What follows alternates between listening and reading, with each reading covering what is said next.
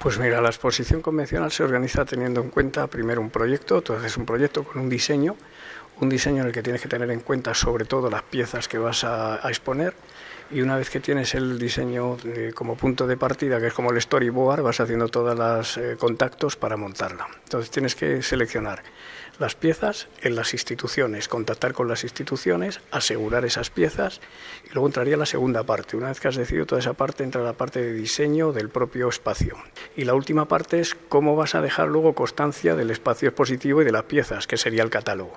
Tú estás trabajando con 3 niveles, además de toda la parte de gestión, porque cada una de las piezas lleva una gestión determinada, cada una de las personas que interviene lleva otra gestión determinada. Entonces tenemos 3 partes que además se complementan con todo el tema de gestión administrativa.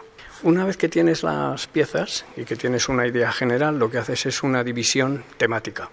Entonces, en el caso de la exposición, en general en todas, ¿no? En el caso de esta exposición, que es la de Kaula, lo que hicimos es plantearnos en qué campo se había trabajado. Ha trabajado en el retrato, le destinas una sección al retrato. Ha trabajado en la composición pictorialista, sección pictorialista. Ha trabajado o ha hecho composición, por ejemplo, musical, pues le dedicas una sección a la música. Lo puedes hacer de esa manera o puedes hacerlo de manera mezclada, ¿no? Puedes hacer, por ejemplo, una exposición cronológica y vas mezclando las piezas. Decides una de las dos cosas. En nuestro caso era más representativo hacerlo de manera casi por secciones, porque además coincidía con lo cronológico, entonces no teníamos problema. Lo que sí haces seguro, es fijar secciones. Primero tienes que calcular el espacio que tienes disponible, porque no es lo mismo exponer en 400 metros que poner en 50 metros. Si tiene columnas, si no tiene columnas. Si en ese recorrido puedes exponer en pared o necesitas vitrinas. Si la obra expositiva necesita de vitrinas, por ejemplo, si son cuadros no tenemos problema porque van a pared. Entonces, calculando metros de pared, hacer la división. Pero si la obra expositiva no es de pared y son libros y son otro tipo de objetos, tienes que calcular la cantidad de vitrinas necesarias y tienes que calcular los huecos para meter esas vitrinas. Entonces, el primer punto de partida es espacio expositivo, tantos metros, y esos metros, como en el caso de Kaula, que es una planta abierta, la puedes hacer creando un laberinto, como hemos hecho, de tal manera que vas generando en el laberinto espacio nuevo.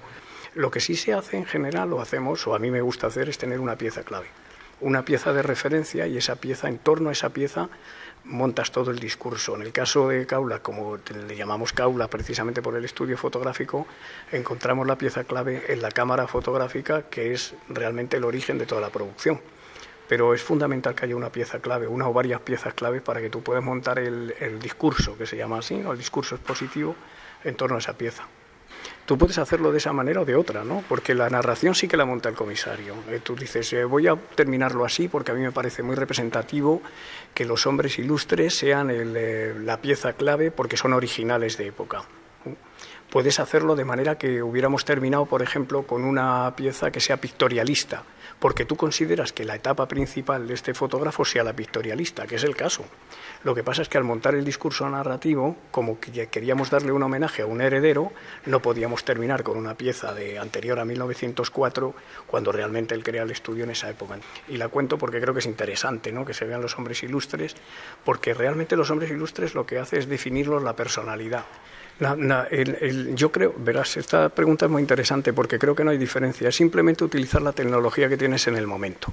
Entonces, podríamos haber hecho una exposición así, aquí con el caso de Kaula, pero yo creo que no hubiese sido entendida en el caso de Kaula, porque todavía hay gente viva que se ha fotografiado en el estudio de Kaula aquí, y lo van a reconocer y lo van a entender. El caso de Klim, el caso de Frida Kahlo, que es un poquito anterior, aunque sea muy contemporáneo, es otra visión distinta. Pero en cualquier caso lo podríamos haber montado así. Lo que hemos hecho en este caso, en el nuestro, es reproducir un estudio al mismo estilo como nos hubiera querido que hubiera quedado como Museo de la Fotografía. Es como una reivindicación. Lo podíamos haber hecho en 3 dimensiones, habíamos hecho las de las fotografías que tenemos, habíamos podido hacer fotografías de todos colores. La diferencia siempre, ahora, aunque parezca que no es así, está en la inversión. Hay que tener en cuenta que todas estas exposiciones cuentan con un presupuesto. Y, por ejemplo, montar un audiovisual cuesta dinero, de la misma manera que hacer una reproducción fotográfica cuesta un dinero. Tú tienes que partir de esa base. Si cuando vas a hacer la exposición dices, vamos a montar 4 audiovisuales, vamos a montar tal, y eso cuesta X, tú tienes que decidir por qué te inclinas, ¿no?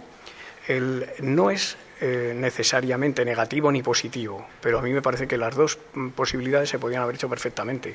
Esta exposición lo podía haber permitido, podíamos haber hecho un apartado audiovisual, pero teníamos un espacio expositivo. Si en vez de estos metros que tenemos aquí tipo laberinto hubiese sido más amplio, hubiéramos metido 2 pantallas, hubiéramos metido otra, incluso hubiéramos recreado una entrevista inventada, absolutamente con voz en off, recreada, pero tú cuentas con un espacio y con una situación concreta.